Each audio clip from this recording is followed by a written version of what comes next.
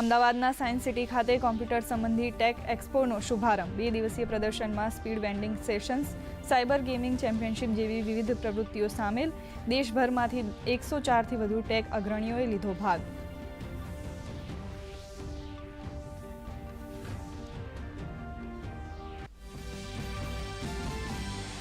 ગુજરાત ભાજપના શહેર પ્રમુખ અને જિલ્લા પ્રમુખને નિયુક્ત કરવા કવાયત તેજ.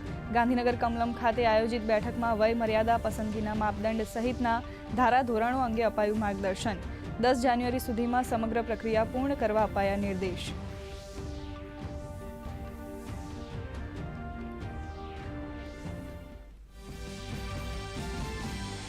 ડિજિટલ અરેસ્ટ મામલે સાયબર ક્રાઇમને મળી વધુ એક સફળતા. 17 લાખની છેતરપિંડી કેસમાં રશિયન આરોપીની પુણેથી કરી ધરપકડ. કંબોડિયન ગેંગના ઇશારે લોકોને કરતા હતા ટાર્ગેટ.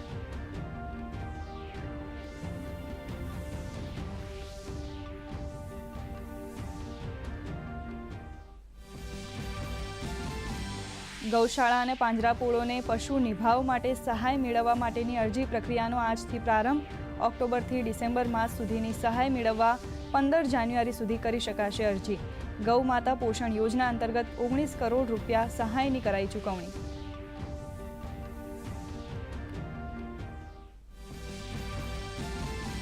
કેન્દ્રીય ગૃહમંત્રી અમિત શાહે કહ્યું, કાશ્મીર ભારતનું અભિન્ન અંગ હતું, છે અને કાયમ રહેશે.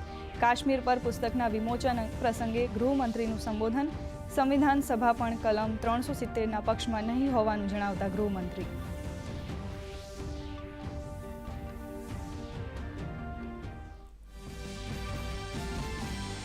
રમતગમત મંત્રાલય દ્વારા રાષ્ટ્રીય ખેલ પુરસ્કારની જાહેરાત. Chess master D Gukesh, shooting master Manu Bhaker, હોકીમાં હરમનપ્રીત સિંહ અને પેરા એથ્લેટિક પ્રવીણ કુમારને મેજર ધ્યાનચંદ પુરસ્કારથી કરાશે સન્માનિત.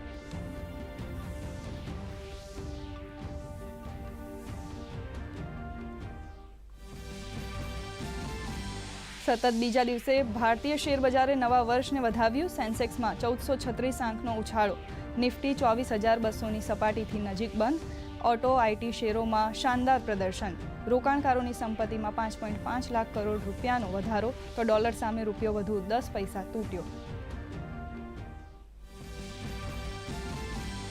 આવતીકાલથી અમદાવાદ ખાતે ફ્લાવર શોની શરૂઆત. QR કોડ સ્કેન કરી ફૂલ અને સ્કલ્પચર વિશે મેળવી શકાશે ઓડિયો સ્વરૂપે માહિતી.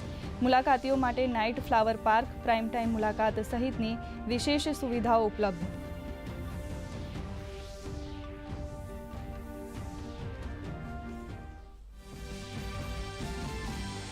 અંજારમાં 5 વર્ષનો બાળક પોતાની વિશિષ્ટ પ્રતિભાથી લોકોને કરી રહ્યો છે મંત્રમુગ્ધ. વૈદિક ગણિત પદ્ધતિને આધારે ધોરણ 8 સુધીમાં આવતા તમામ પ્રકારના દાખલાઓના ગણતરીની સેકન્ડોમાં આપે છે જવાબ. શૈક્ષણિક જ્ઞાન વગર જ અંગ્રેજી અને હિન્દી ભાષા પર પણ ધરાવે છે સારી પકડ.